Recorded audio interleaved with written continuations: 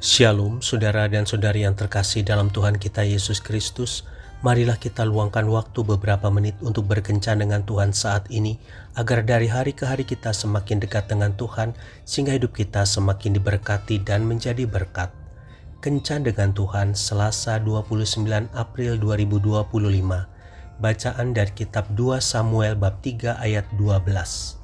Lalu Abner mengirim utusan kepada Daud dengan pesan, "Milik siapakah negeri ini? Adakanlah perjanjian dengan aku, maka sesungguhnya aku akan membantu engkau untuk membawa seluruh orang Israel memihak kepadamu." Demikianlah sabda Tuhan, syukur kepada Allah. Saudara dan saudari yang terkasih dalam Tuhan kita Yesus Kristus, Abner adalah Panglima Saul, Raja Israel, yang tentunya turut memusuhi Daud. Ia menjadi sosok yang memegang peranan penting dalam setiap pertempuran antara keluarga Saul dengan keluarga Daud.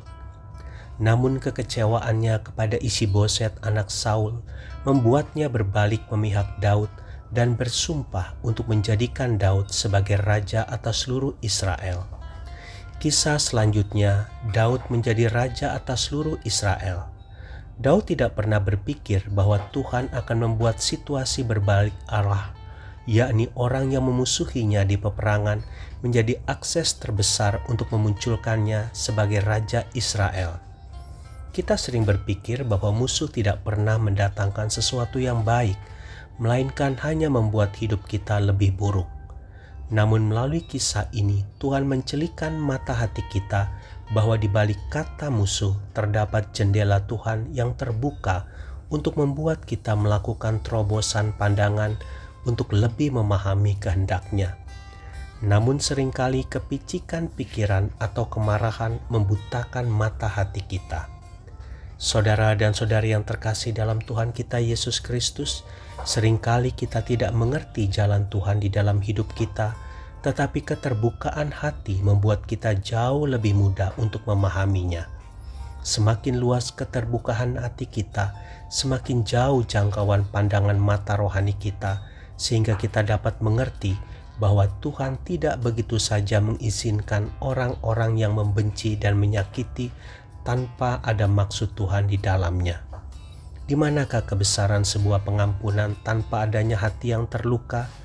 Di manakah teladan kasih yang sempurna tanpa hadirnya musuh dalam hidup? Yesus dikelilingi oleh mereka yang berteriak dengan penuh kebencian, "Salibkan Dia." Tetapi dengan membiarkan diri disalib, disitulah kasih yang agung ditunjukkan.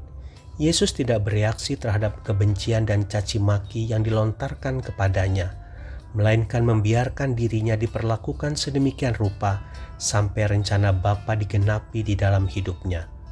Demikian pula dengan Daud ketika Simei mengutuki dan melemparinya dengan batu.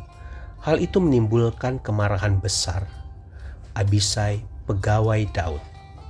Tetapi Daud hanya berkata, "Biarlah ia mengutuki.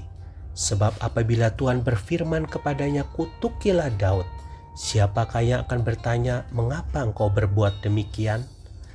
Lalu Daud melanjutkan perjalanannya sementara Simei terus mengutuk.